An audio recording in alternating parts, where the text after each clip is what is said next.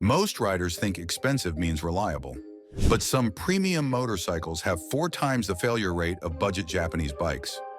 Today we're covering the 13 worst motorcycles to buy in 2026, ranked from bad to catastrophic. Some of these picks will shock you. And number 1, Consumer Reports data shows it's a fire hazard that's been recalled 3 times. Stick around unless you want to drop 20 grand on a bike that leaks fuel onto your legs. We're ranking these 13 machines based on Consumer Reports reliability data, NHTSA recall frequency, owner forum meltdowns, and total cost of ownership disasters. Let's count down from bad to absolutely catastrophic. Number 13, 2024, Triumph Street Triple. Brand new Triumph Street Triples won't start when warm. We're not talking about a minor inconvenience. We're talking about bikes with 100 miles on the odometer, requiring firmware updates that don't always fix the problem. One owner reported their 2024 model was in the shop after just 1 week, unable to start after getting up to operating temperature. The dealer tried installing new firmware. The bike rejected the update. Triumph's response initially claimed it was normal, eventually admitted to an electronic issue, and started shipping new speedometer assemblies to dealerships. But here's the kicker.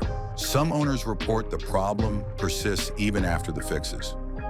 You're paying $10,000 for a middleweight naked bike that might strand you at every gas station once it warms up. The bike hasn't even lost its cherry yet, and mechanics are already elbow deep in the electronics.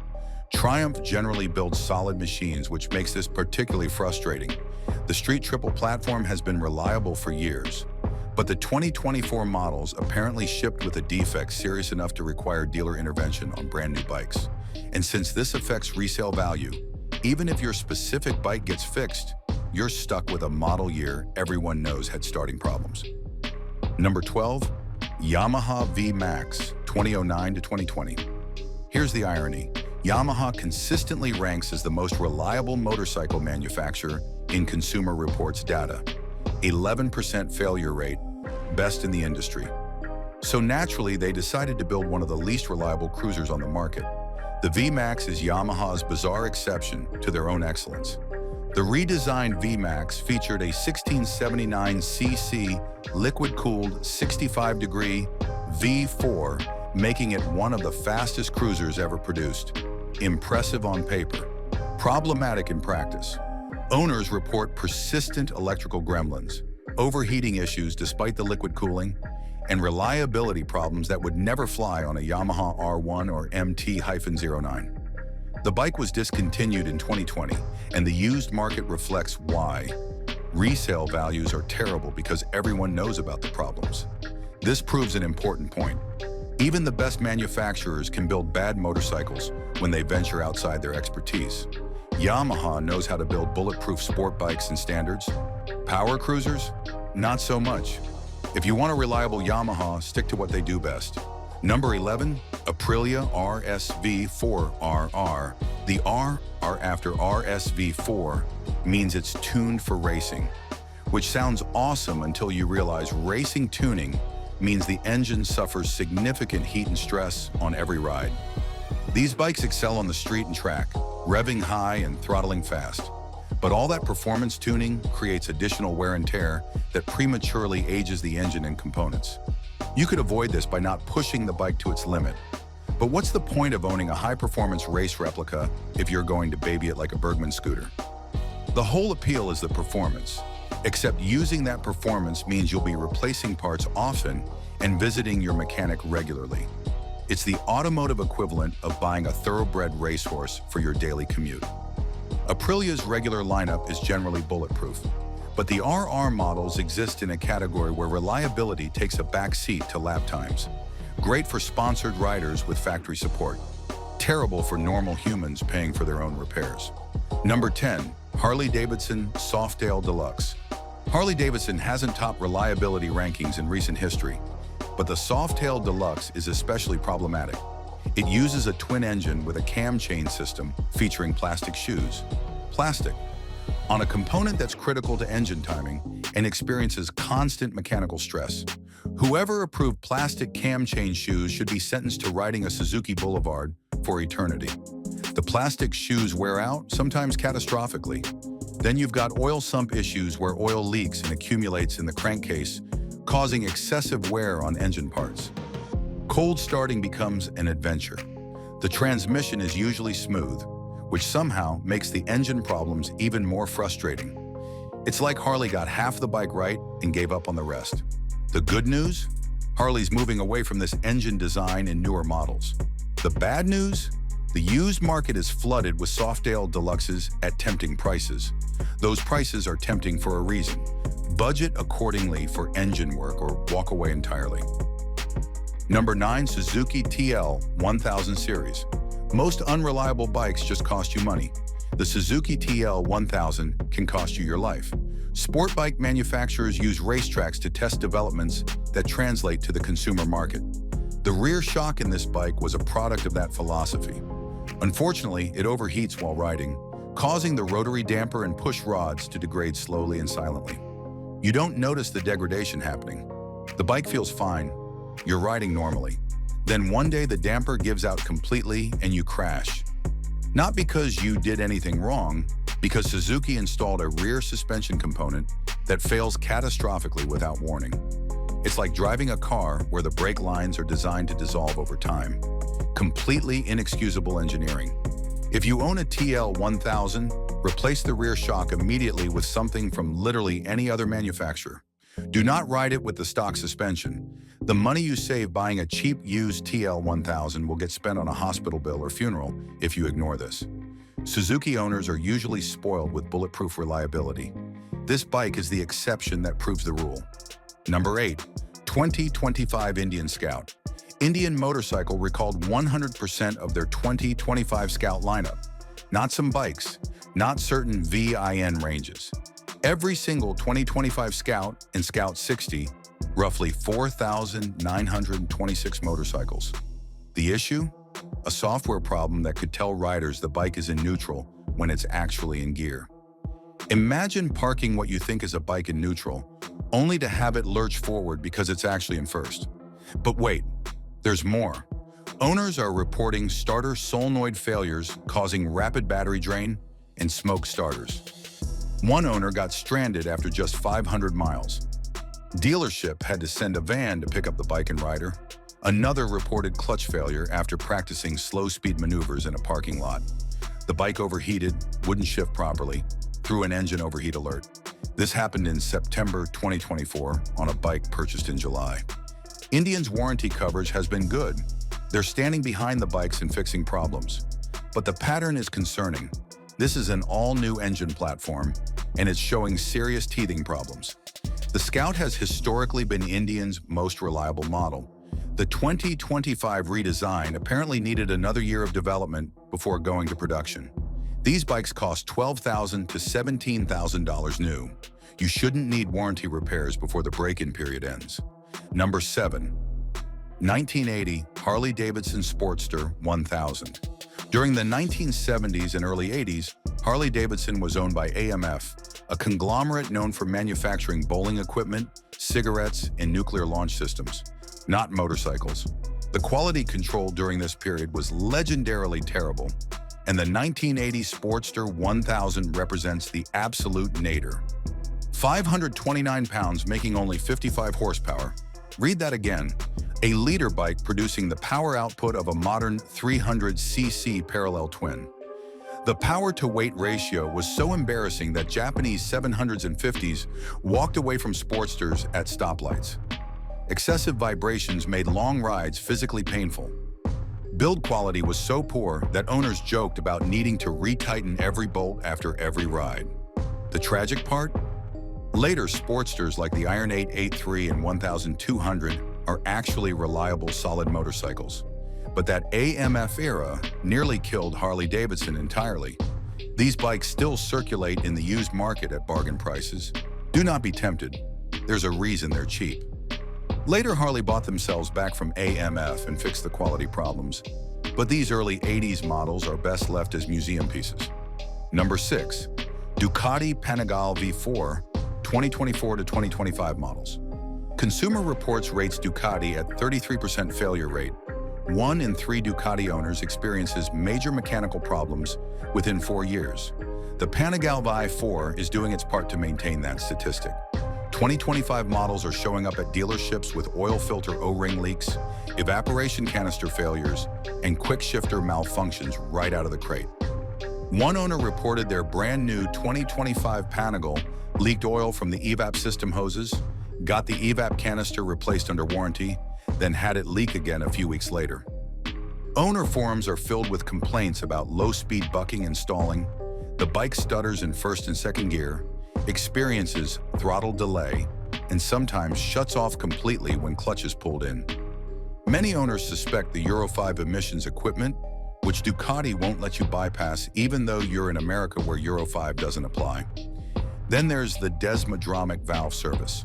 Every 15,000 miles, you're looking at $1,500 minimum to adjust those fancy valves. It's not optional. Skip it and you'll grenade the engine.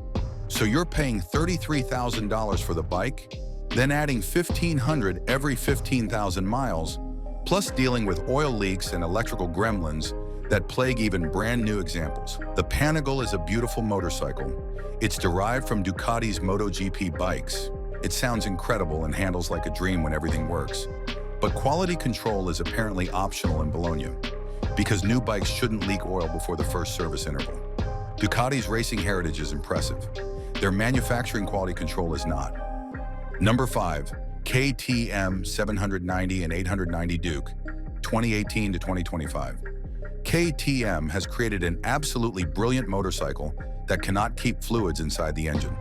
The 790 and 890 Duke have phenomenal handling, intoxicating engine character, and a valve cover gasket that leaks on almost every single bike produced. We're not exaggerating. Owner forums consistently report that valve cover leaks are virtually universal on these models. The valve cover gasket leak at the half moon section is just the beginning.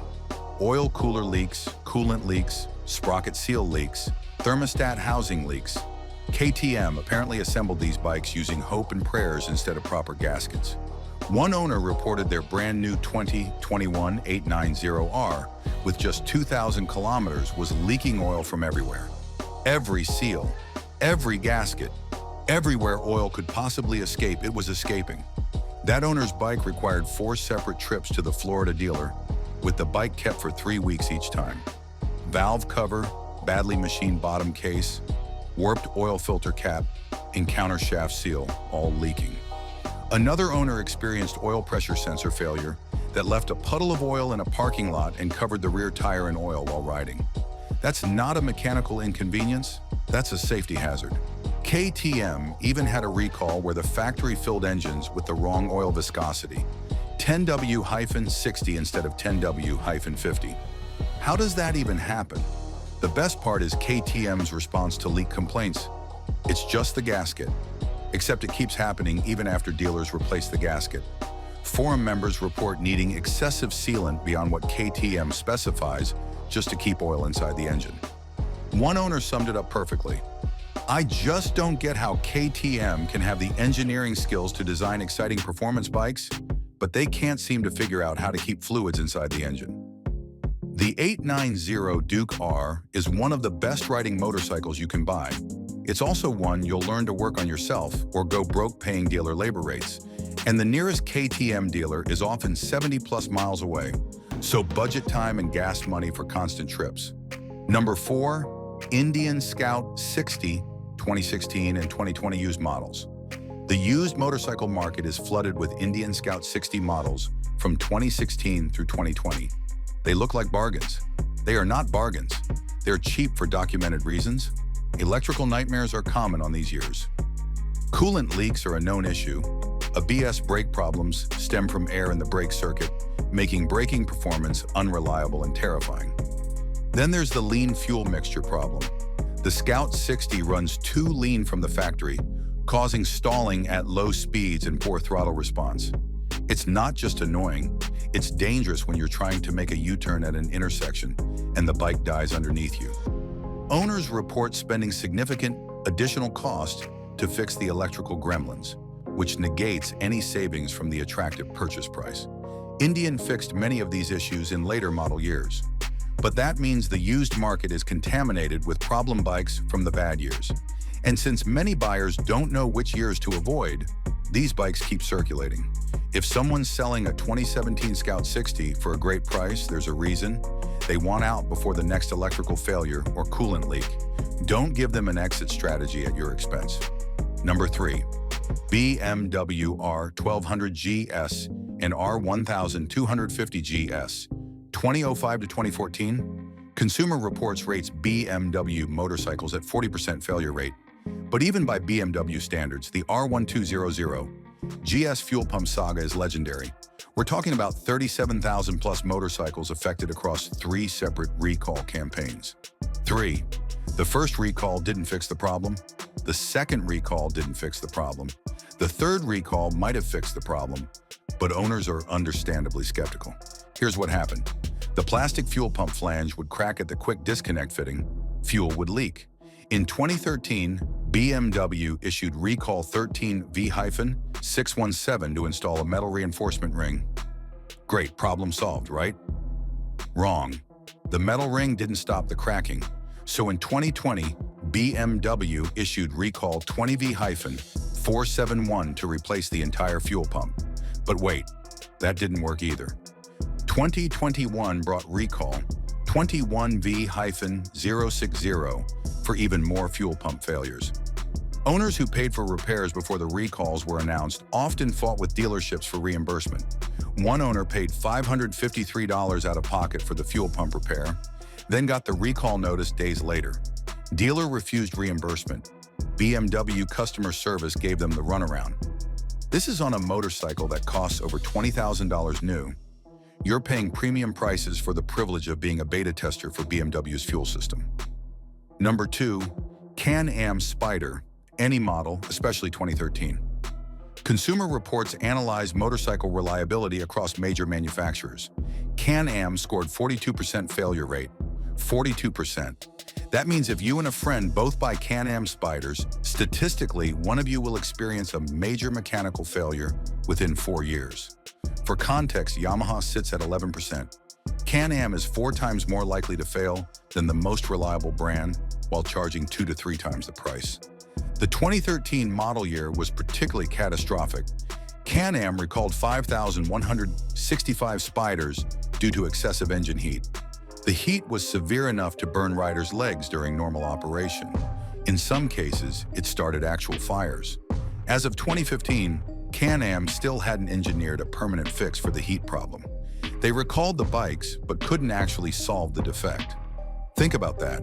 You buy a touring machine that might catch fire, and the manufacturer's solution is, we're working on it. But the problems don't stop with fire hazards. Battery and electrical connection failures plague these machines. The complex electrical system is prone to gremlins that would embarrass a British motorcycle from the 1970s. DESS key malfunctions leave riders completely stranded. The bike won't start without the electronic key, and when the system glitches, you're calling for a tow truck. Squeaking brakes that can destroy rotors, sprocket red dust issues, coolant leaks, broken joysticks, loose mirrors that required a recall, fuel cap problems, the list goes on. The saddest part is many Spyder buyers are riders with physical limitations who need 3 wheels instead of 2. They're buying these machines out of necessity, not choice, and Can-Am is delivering unreliable products to customers who have limited alternatives. Resale values are terrible because everyone knows about the reliability problems. The Spyder is proof that expensive and reliable are not synonyms. Number 1, BMW R1200GS, 2011 to 2014 fuel pump era. The BMW R1200GS from 2011 through 2014 earns the #1 spot for combining premium pricing, fire hazard engineering, and 3 failed recall attempts into 1 catastrophic package. The 2021 recall alone affected 20,963 bikes. But this was the 3rd recall on the same fuel system. BMW kept trying to fix the problem without actually fixing it. The fuel pump flange cracks at the quick connector. Gasoline sprays onto the hot boxer engine and onto the rider. Multiple documented cases exist of riders being covered in fuel mid-ride. One owner's testimony is chilling. "I was covered in petrol and could have been killed." Another rider reported their bike leaked 84 kilometers after a major service. Then BMW South Africa told them there was nothing wrong with the fuel system and they'd have to pay for repairs themselves. This is catastrophic because it combines multiple failures. Engineering failure, designing a fuel pump that cracks and leaks gasoline onto hot components. Quality control failure, allowing this design into production. Customer service failure, making owners fight for reimbursement on a defect BMW caused. And perhaps worst of all, repeated failure to actually fix the problem across 3 separate recall campaigns. The BMW R1200GS from 2011 through 2014 represents everything wrong with premium motorcycle pricing, divorced from premium quality control. You pay luxury car prices for adventure bike dreams, and BMW delivers a machine that might cover you in gasoline on the highway. The irony is inescapable. BMW Motorrad's slogan is, "Make life a ride." Hard to do when you're on fire. There's a pattern here. Premium badges don't guarantee reliability. Consumer Reports data matters more than marketing brochures. And sometimes the worst motorcycles you can buy cost more than the best ones. If you want to see which motorcycles everyone will regret buying for completely different reasons, check out our video on 10 motorcycles everyone will regret buying in 2026.